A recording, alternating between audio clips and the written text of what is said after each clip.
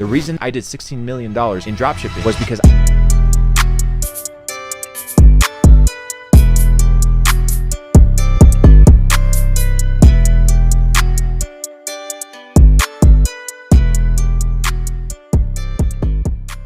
In case you're not familiar with the Belmar brothers, here's a little bit about their life. They were both born in Venezuela, and when they turned 17, they moved to America and started working normal 9-to-5 jobs. Back in 2017, Luke Belmar found out about Bitcoin, and he was eager to buy in, but he didn't have enough money to invest, so he started dropshipping. If you don't know, Luke Belmar invested a couple $1 million in the cryptocurrency market, and he was able to 40x his net worth in just 2 years during the bull run of 2021 and 2022. I've always been interested in how Luke Belmar made the money that he used to invest in crypto, and this is that story. I want to thank you guys for all the love and support recently. Please go down below and subscribe to the channel and drop a like on this video if you enjoy. So without further ado, let's get right into the video. This first clip we have here is Luke Belmar on the Brett Malinowski podcast, where he discusses exactly how he got around the Facebook ad policy and was able to generate over $16 million in 2019, right? 2019, 2020 in dropshipping was because I thought about things differently. So when COVID rolled around and masks were like the hot thing and hand sanitizer were the hot thing, all social media platforms got together and banned them on the advertising platforms. Why? Because the margins were stupid. People were selling masks for like $100, like just price gouging. It was disgusting.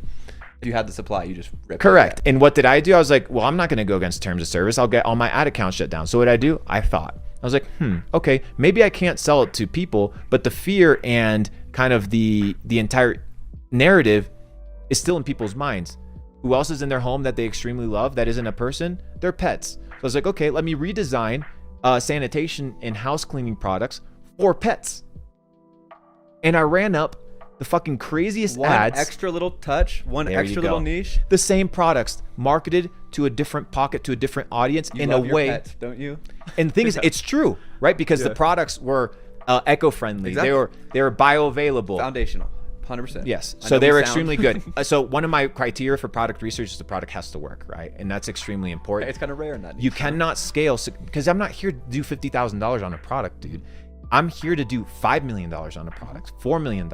I had the 10th or 12th biggest ad in like Facebook history at that point. I think it had like a quarter billion views in paid traffic. Like I think it was like 100,000 comments. That's impressive. Something really crazy. To scale that high, yeah. So what I needed to do was make sure that the product was quality and that it was good. But I marketed it differently. The word of mouth is literally what pushes it past that, essentially. Agreed. And that's what people don't understand about the ad platform, is that the ad platform needs to push to virality. If your business is only sustained by ads, you're fucked. This next clip is Luke Belmar on the Ahmed Show podcast talking about exactly how he was able to get over 250 million views on his Facebook ad. He goes into even more detail about the strategy that he used to make his dropshipping store, and he talks about the exact strategies that he would use if he was going to start dropshipping again in 2023. I want to talk a bit about the dropshipping days. How's the dropshipping journey, the e-commerce business? When did you make your first money? Let's say your first $1 million month, or even went on to make your first $1 million day.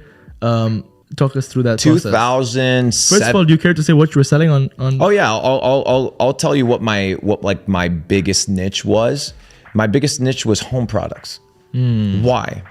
Because I understood that I needed a few things in order to succeed in dropshipping. One is I needed an evergreen market. I needed to sell a product that wasn't a one-off. I couldn't have one-time customers. Consumable. I needed repeat customers with long and high lifetime value retention. I needed my customers to be worth more than $14 and spending a ton of money and paying Zuck to give me these customers, because I understood how complicated it was going to be, because the model was very simple, therefore it could be replicated. Yeah. So I was like, okay, let's make our money with dropshipping. It's really good, but also we need to be adapting on everything that's back end. Our SMS flows, our email marketing, our ability to build a funnel of products based on. Where'd you learn all this stuff from? Bro, it's all on the internet and it's logic. If you're thinking about a customer journey, right? Let's say you enter into my business. A lot of this has to do with logic. People are like, oh, where did you learn this shit? Where did you read this? Sometimes you just have to sit down and analyze. Sometimes you just have to sit down and think. Most people don't think. They don't have any time to think. They're always scrolling away, and they have time. They don't make it. Yeah. They don't make time to. They don't make time to think. And when you understand that thinking is actually a skill, you begin to develop it. Yeah. Thinking is a skill set. I spent, in fact, it was about 8 to 12 months sitting around a fire. Literally, it was my job to sit around the fire and we were just masterminding. I would bring different people into my house. I would come spend a few weeks with us and we would literally sit down and mastermind. I didn't make money for that period of time. We were making, 100, 200K a month, light work, but I spent my entire time developing how to think. And what I realized is with dropshipping specifically, is that in order for you to have a winning niche, you need a couple things. The first one is an evergreen ecosystem, your ability to continuously sell in perpetuity. Okay. The second thing is you need a big enough audience. Okay. So your pool of customers, if you're trying to scale to $1 million a day, you can't have a $200,000 person audience. You need a big market. You need a big market. Target the masses. So that's why I was like, okay, let me sell household products because every person is going to need this in perpetuity, always and forever. 100%. And then finally, I was like, I need to make sure, because a lot of people drop ship and they try to finesse Facebook. I'm like, dude, I'm not in the business of finessing Facebook. I want to have a good relationship with Facebook. Yeah. They are giving me the ability to advertise. I want a good relationship. Yeah, you can't bite the hand that feeds you. Exactly. So I built good relationships with reps. I had good ad credits. And what I came to realize is I can actually still succeed and follow their terms and conditions. So when COVID rolled around, which was our first kind of like $1 million day, was $1 million in a day. light work. I've done $5 million in a day. Profit. It's nothing, bro. What you're looking at here, Dubai, what I'm doing is pennies, dude. You can Dubai, these printing $1 billion a day. So when all these kids on the internet, they're like, oh, $5 million, there's no way. Dude, you have no idea the level of wealth there is out there and your pee-wee brain can't get it. It's okay. So $5 million is chump change. I see it as a stepping stone to what we're going to be doing in the future. So a lot of people are like, oh, $5 million, show the receipts. Bro, my out here doing $1 billion a day. Most people don't understand that the goal is to accumulate wins. It's compounding wins that matter. It's not this idea of one big massive big win, dude. So when COVID rolled around and they banned masks and they banned hand sanitizers because like going super hard and super greedy and charging 4 or 5x and scamming people, I said, maybe instead of selling it to people, which was banned, I sell it to animals. So I started selling, these health products and these sanitation products, but it was niched to pets. And that was not circumventing the policy. Therefore, we had crazy viral ads because the fear was the same. You just redirected, right, to a different scenario. So I think we had the top 10 ad of Facebook, top 10 or top 20 of all time. I think it had over 250 million views on the ad. How much did you spend for that ad? Millions of dollars, bro. Because it was over months. So what exactly is the product? Like, I can't say exactly the product because it still works. I can't tell you what the product is, but I've given you the niche, right, which is household products. And I've told you that we niched it to pets. Sanitation products for pets. We repurposed it. So that's how we operated it, and it works super well. I'll give all the drop shippers and the e-commerce kids a little freebie. Yeah. What really helped us in our ecosystem and our ability to, because your ad is an ecosystem. It's not just a placement. That's what people don't understand. Your ad is designed, right, by nature to just be in front of people. Then what the ad actually is in the ecosystem that you build around the ad begins to kick in. What do I mean by this? That there's multiple things inside your ad that people don't take into account, that if you take into account, you're going to reduce your CPMs, you're going to increase your conversions, and you're going to make sure that you're saving money in advertising. What is this? A few things. You have your copy, you have your creative, you have your comment section, you have your customers, you have your viewers, and you have your retargeting. That's your variables. Most people only look at their creative and only look at their copy. Yeah. That's it. Nobody looks at the comment section. So what did we do? We began treating the comment section, understanding that if people commented in the comment section, Facebook would trigger it as people being interested, therefore boosting the post and reducing our CPM. Engagement, yeah. So what would we do? We engagement farmed real conversations like a Reddit forum. So what would happen?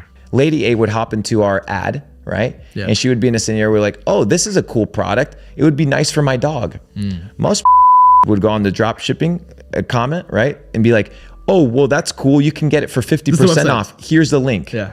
What did we do? Cultivate relationships with customers. Oh, that's great. Do you mind sharing a photo of your dog? Boom. Next person, that's a cute dog. Oh, perfect. Do you have a dog? Please post a photo of your dog. Then we would trigger controversy. So we would have an account that would go be like, I don't like that dog. It's ugly dog. It's an ugly dog. And people would go crazy and comment. But Don't call my dog ugly. But Facebook doesn't know the difference. Therefore, we began to have extremely cheap CPMs, massively cheap CPMs that we'd never seen before. CPMs, for the people that don't know what that is, CPM, that's cost per thousand, mil is in Spanish or in Latin, cost per thousand. So we were able to reduce that, I think, by 160x. Because for Facebook, they want let me say that again. Go for it. We were able to reduce, based off of that strategy that I just told you guys, our advertising cost by 160x. And it's so simple. Our shit was so clean, dude. That's how so when people say dropshipping is dead, dropshipping ain't dead. Your ability to market and your ability to move and redevelop and reinvent your strategies is dead. What used to work no longer works. Yeah. But dropshipping is going to be around for the next couple hundred years. How it looks like, how it's formatted is different. People have been dropshipping for thousands of years. What is dropshipping? Your ability to arbitrage a product that you've never seen. We just started using Shopify on the internet. Before, it used to be QVC, and it used to be the shit that you would see online. And it's going to be the next thing in the next time, right? So the model will exist in perpetuity. How the model is expressed, the technology will change. The technology. And that's where you have to adapt. So if people are like, oh, Facebook is oh, my ads are shit. Oh, dropshipping is dead. Oh, my tracking pixels terrible. I can't process payments. Those are all excuses. And excuses are for fucking losers. You have to adapt. Exactly. You adapt or you die. Yeah. Sink or swim. Yeah, exactly. No, very true. That's crazy, actually. And the success you've had on e-commerce is definitely something that we can't move past without acknowledging, you know?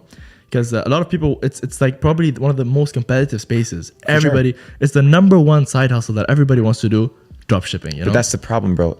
They treat it as a hustle. And there's two types of minds in this space. Because I do business with they're out here doing $1 million days, 100 million a year in dropshipping, like raw general store dropshipping. These Asians, they ain't treating this shit like a hustle. They're bosses. They run this like a business. Corporation. Like a corporation. That's why they're schooling you. That's why your shit ain't working, because these guys are taking your ads. These guys are taking your products. They have better supply chains. They have better price cogs. Like they're schooling you on every department because you're treating it like a side hustle. Side hustles, what I learned in the beginning of my career, should only be the mentality applied to making your initial money. Yeah, 100%. Once you go from hustle mode, you need to go to boss mode. Yeah. What is boss mode? A person that is building long-term sustainable businesses. You cannot build long-term scalable businesses by having to force cram and force feed ads in order for your business to survive. It won't work that way. It's too annoying. It's too stressful. I don't want to rely on Zuck's algos and on Zuck's tracking in order for me to make money. Yeah. Why? Because as soon as Apple comes around and says, you're tracking, we're canceling that shit. Now Facebook goes to shit, right? So you can't be dependent on one single avenue. It's not going to work. Thank you guys so much for watching. I hope you enjoyed. Like and subscribe. Goodbye.